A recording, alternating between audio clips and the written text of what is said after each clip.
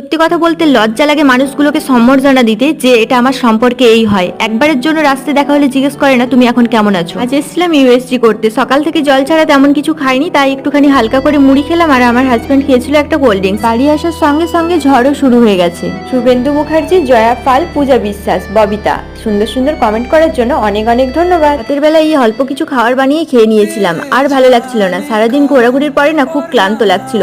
বিয়ের আগে বুঝতাম না কোনটা ভালোবাসা আর কোনটা ভালো লাগা। যাই হোক, এখন বুঝতে পারি জানো, যে মানুষটাকে ভগবান আমাকে দিয়েছে অনেক দামি একটা মানুষ দিয়েছে। আজ আমার মেডিসিনে কত কত টাকা চলে যাচ্ছে, শুধু এই মানুষটা আমাকে একটাই কথা বলে, তুমি একদম ফ্রি ভাবে থাকো, তোমাকে ওসব নিয়ে চিন্তা করতে হবে না, আমি তো আছি, তোমার খুশিতেই আমার খুশি। আজ ছিল শ্রাবণ মাসের সোমবার, আমি ব্রত করেছিলাম। আজকে পুচকুসোনার ধূপের চাকা লেগেছে মুখে।